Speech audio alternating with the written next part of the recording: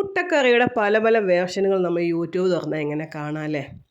അപ്പോൾ ഞാൻ ഉണ്ടാക്കുന്ന ഈ മുട്ടക്കറി സംഭവം അടിപൊളിയാണെന്നൊന്നും ഞാൻ പറയില്ല കേട്ടോ, പക്ഷെ സംഭവം സെറ്റാണ്.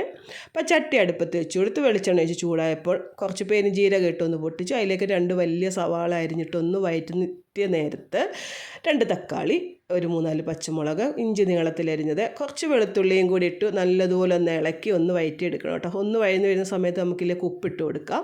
ഉപ്പിട്ട് കൊടുത്ത് ഒന്നുകൂടെ ഒന്ന് ഇളക്കിയിട്ട് നമുക്കൊന്ന് മൂടി വെച്ച് വേവിച്ചെടുക്കാം കേട്ടോ. ഒരു 5 മിനിറ്റ് 10 മിനിറ്റ് ഉള്ളിയുടെ വേവ് അനുസരിച്ചിട്ട് നമുക്കൊന്ന് മൂടി വെച്ച് വേവിച്ചെടുക്കാം. അപ്പം ഇടയ്ക്കിടയ്ക്കൊന്ന് ഇളക്കി കൊടുക്കണം കേട്ടോ, ഇല്ലെങ്കിൽ അടി പിടിച്ചു പോവും.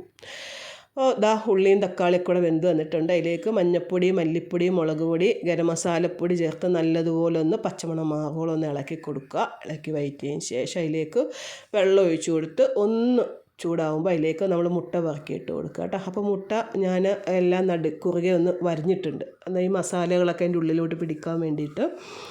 ടൈലറ്റ് ഇട്ട് കൊടുത്ത് കറിവേപ്പില ഇട്ട് നല്ലതുപോലെ ഒന്ന് ഇളക്കി ഒന്ന് മൂടി വെച്ച് ഒന്നും കൂടി വെള്ളം വറ്റുവോളം ഒന്ന് ഇറക്കിയെടുക്കാം കേട്ടോ. അപ്പം മുട്ടക്കറി ഇവിടെ സെറ്റായിട്ടുണ്ട്. അപ്പം ഇടിയപ്പം, വെള്ളയപ്പം, ഞാനിവിടെ അമ്മക്കിളിയുടെ കുഞ്ഞനപ്പമാണ് ഉണ്ടാക്കിയത്, അപ്പോൾ അതിൻ്റെ കൂടെയാണ് ഉപയോഗിച്ചത് കേട്ടോ.